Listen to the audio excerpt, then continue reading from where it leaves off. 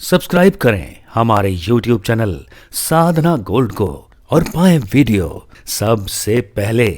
और हाँ, bell icon दबाना ना भूलें।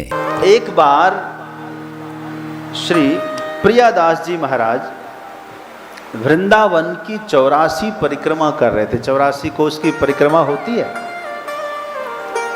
और उसमें यह होता है कि जहां विश्राम होता है वहां कथा होती है, जहां जहां विश्राम होता है वहां वहां कथा होती है, ये नियम होता है।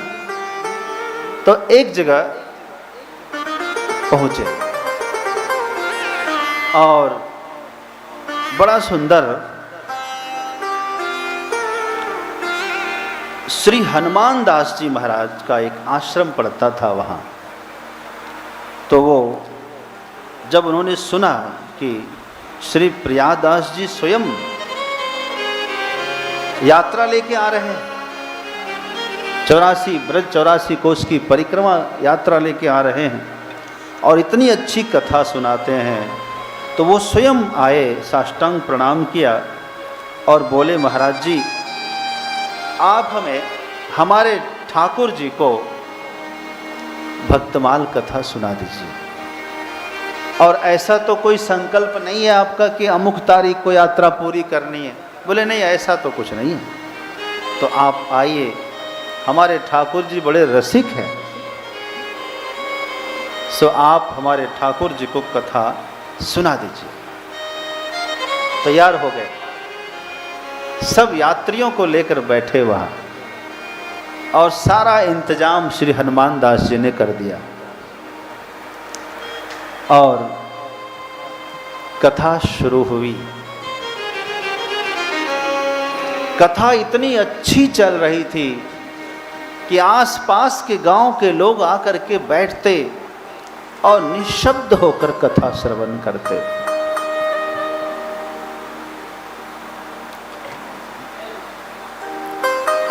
कथा इतनी अच्छी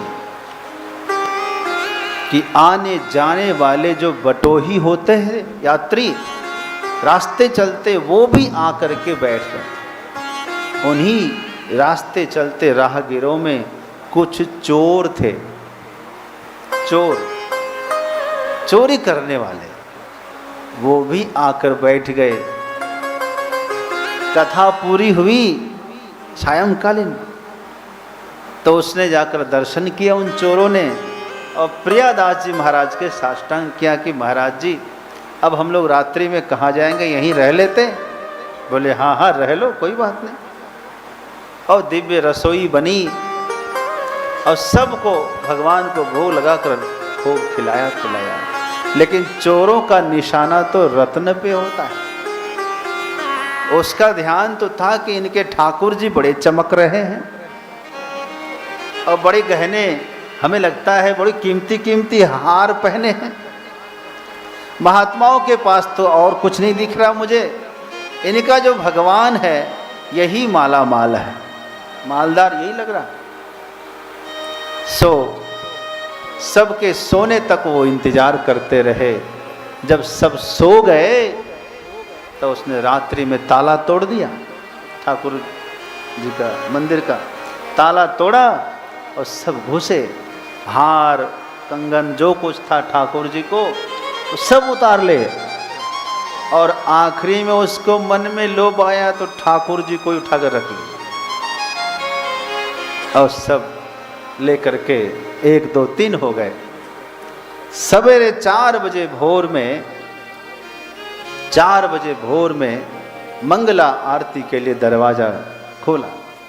पुजारी ने देखा तो अब यहाँ तो न ठाकुर जी है, न ठाकुर जी का कोई आभूषण है, कुछ नहीं है।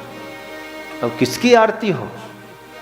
पुजारी हल्ला करने लगे, रोने लगे, हाय ठाकुर जी कहाँ चले गए, ठाकुर जी कहाँ चले गए, सब रोने लगे। तो हनुमान दास जी बड़े दुखी थे कि ठाकुर जी नहीं हैं, अब तो सब कुछ बेकार लग रहा है। श्री प्रियादास जी महाराज को पता लगा तो वो बड़े दुखी हुए, बोले कि अब मैं भक्तमाल नहीं करूँगा, बोले क्यों? हमको श्री नाभादास जी ने दर्शन दिया था स्वप्न में और कहा था ठाकुर जी को भक्तमाल कथा बहुत पसंद है, आप भक्तमाल सुनाइए।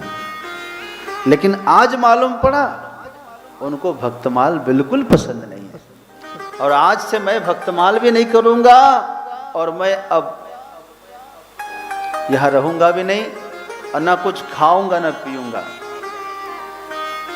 प्रियादास जी महाराज स्वयं नहीं खाएंगे तो और कौन खाएगा फिर? और ठाकुर जी है ही नहीं आश्रम में तो भोजन बना ही नहीं।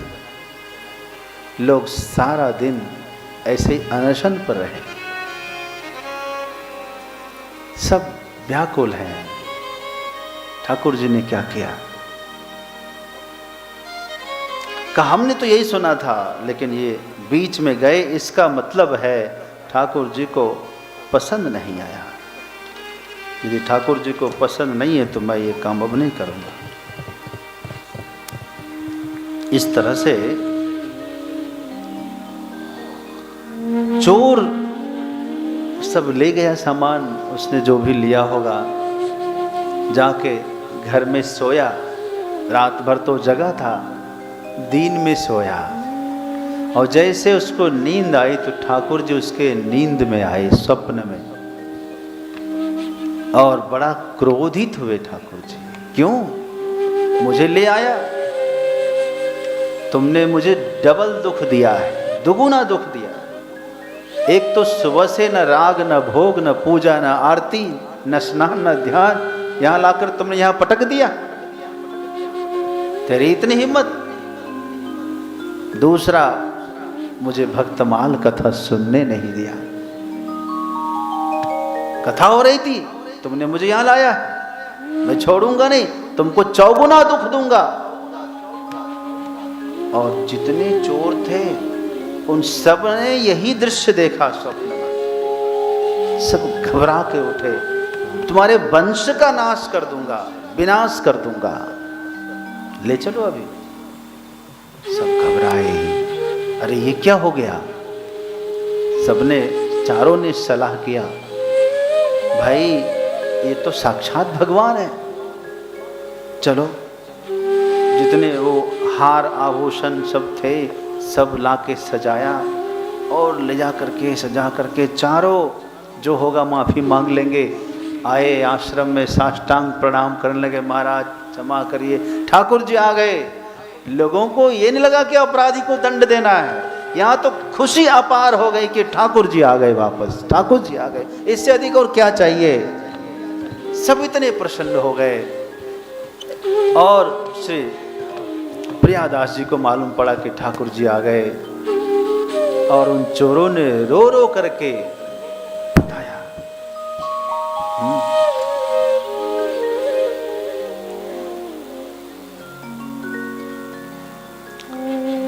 और तो खुशी में सब नाचने गाने बजाने लगे और फिर से भोजन बना, स्नान हुआ, श्रृंगार हुआ, भोग लगा और फिर से प्रियादास जी ने तब श्री भक्तमाल कथा का गायन आरंभ किया। उन चोरों ने बताया कि ठाकुर जी तो हम लोगों को श्राप देने लगे। उन्होंने कहा कि यदि तुमने मुझे भक्तमाल सुनने नहीं दिया मैं तुम्हें छोड़ूंगा नहीं। ठाकुर जी को भक्तमाल बहुत प्रिय है। प्रियादास जी को तब भरोसा हुआ कि ठाकुर जी सुनते हैं।